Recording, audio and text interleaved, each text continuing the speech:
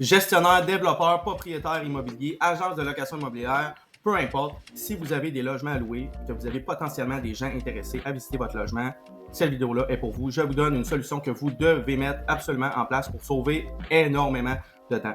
Aujourd'hui, je vous donne 2 solutions que vous pouvez mettre en place pour répondre aux gens qui sont intéressés à visiter vos logements. La deuxième solution va carrément vous bluffer. Elle va faire tout pour vous. Elle va répondre aux questions multiples des locataires, va qualifier carrément le locataire s'il est éligible pour le logement. Exemple, la personne a un chien, le logement n'accepte pas les chiens, donc va lui proposer un autre logement. Va même prendre un rendez-vous pour vous, va même envoyer une confirmation quelques heures avant la visite et va même aviser le locataire actuel. On ne peut pas demander mieux. On sait, lorsqu'on met une annonce en ligne, on reçoit beaucoup de messages. Malheureusement, dans ces messages-là, il y a beaucoup de gens qui ont mal lu l'annonce ou qui ne sont pas nécessairement intéressés. Je me présente David Blouin, je suis dans l'immobilier depuis plusieurs années. Ça fait déjà un moment que j'ai mis en place des automatisations et de l'intelligence artificielle dans mes activités.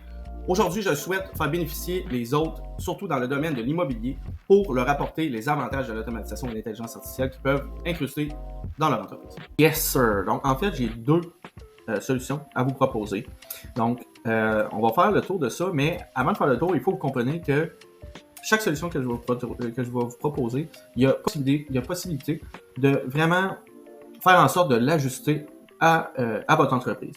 Puis d'ajouter ou d'enlever des steps, c'est vraiment un problème. Okay? Je vous montre ça comme suit. Donc, la solution 1, en fait, le but, c'est, exemple qu'on est sur Marketplace, qu'on reçoit beaucoup de demandes, mais le but, ça va être d'envoyer un formulaire de demande d'application. Donc, les formulaires, ça peut être un formulaire qui a été créé sur Tally ou sur Google Forms. L'important, c'est qu'une fois qu'il va être rempli, ça va automatiquement passer à l'étape suivante. Donc, une fois qu'il est rempli, pouf, ça s'en vient ici. Donc, ça crée un champ directement dans votre outil de votre choix. Donc, si vous êtes avec Monday, Trello, Slack, Pipeline, etc., ça va créer directement une carte ou un champ dans l'outil de votre choix. Après ça, moi, l'étape que je vous propose d'ajouter, c'est d'être notifié. Parce que plus rapidement qu'on traite la demande, mieux que c'est. Donc, envoyer un petit message, soit par SMS avec Twilio ou OpenPhone ou par courriel. Après ça, vous traitez manuellement la demande. Donc, ici, j'ai voulu faire une solution avec un traitement manuellement parce que, bon, selon si vous avez des clients ou si tous les immeubles sont tous à vous, ça va peut-être jouer là ici. Parce que si, exemple, c'est vos clients, puis chaque client est différent, puis selon les critères de vos clients, ce n'est pas la même chose pour chaque immeuble. Donc, peut-être que c'est moins compliqué pour vous, puis vous vous sentez plus à l'aise de vraiment traiter manuellement. Donc, si c'est non, c'est la fin. La fin de la chaîne a fini là. Parce que si... exemple, la personne est intéressée pour un logement, elle a un chien, puis les chiens ne sont pas acceptés pour cet immeuble-là, ça sert à rien d'aller plus loin. Donc, si la personne est éligible, donc on prend un rendez-vous directement dans l'agenda, nous-mêmes, et puis ça l'envoie automatiquement un SMS et un courriel pour aviser le locataire. Donc, ça, c'est pas mal la solution 1. 8 heures, moi, je mets toujours 8 heures avant la visite, mais ici, j'ai bien séparé parce qu'il y a une autre étape importante qui n'est pas attachée à elle ici. Quelques heures avant la visite, ça l'envoie un message de confirmation. Donc, ça demande à la personne, est-ce que tu confirmes ou pas? Si la réponse est confirmée, il n'y a pas de problème, on va à notre visite comme d'habitude. Si c'est annulé, on envoie un message de réception, on a bien reçu votre message d'annulation, on aimerait savoir pourquoi l'annulation.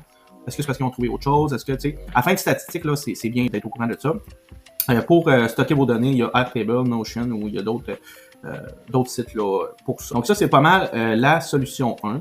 Pour la solution 2, au lieu d'envoyer un formulaire au début, on va envoyer un numéro de téléphone. Par exemple, on va répondre à la personne, le logement est bel et bien disponible, veuillez communiquer avec nous à ce numéro, par SMS ou appel. La personne qui va répondre au SMS, ça ne sera pas vous, ça va être le chatbot. Puis selon vos données que vous allez avoir en arrière du chatbot, la personne va pouvoir poser des questions, puis même que le chatbot va pouvoir qualifier le locataire, lui poser des questions. Avec l'exemple du chien, donc si la personne a un chien et pour ce logement-là, c'est pas disponible, donc ça ne sera pas qualifié. On va peut-être lui proposer d'autres logements à ce niveau-là.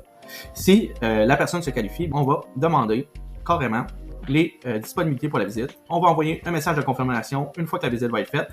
Et puis, comme tantôt, quelques heures avant la visite, on va envoyer un message de confirmation. Si c'est oui, on se rend à la visite. Si c'est non, message pourquoi l'annulation, on stocke les données. Les données de la réponse là, à fin de statistique. Même chose, si c'est sur appel vocal, on va utiliser un système d'intelligence artificielle vocale, comme que je vous ai présenté dans une autre vidéo sur Vapi. Okay? Donc, même chose. Toutes les données sont stockées en arrière. Donc, le locataire va pouvoir poser des questions. L'intelligence artificielle va pouvoir poser des questions également à la personne, qualifier si c'est oui ou non. On prend un rendez-vous si c'est oui. On envoie un SMS de confirmation. Et puis, même chose ici, avant les visites, on demande confirmation, annulation. Donc, c'est similaire. La seule chose qu'il y a de différent, c'est que ce système-là est 100% automatisé. Tandis que lui, ici, on demande un traitement manuel au milieu. Il y en a qui aimeraient mieux avoir un traitement manuel au milieu pour garder le contrôle, pour s'assurer que tout soit correct. Moi, j'ai confiance à l'intelligence artificielle une fois qu'elle est bien montée. Donc, pour pouvoir automatiser ça, vous allez pouvoir utiliser les outils Make ou Zapier, un des deux, qui sont vraiment spécialisés là, pour l'automatisation. J'espère que vous avez apprécié la vidéo. J'aimerais que vous me marquiez en commentaire, est-ce que vous pensez mettre en place un système comme ça dans votre entreprise ou si vous l'avez déjà fait, de quelle manière que vous l'avez fait. Donc, sur ça, je vous souhaite une excellente journée.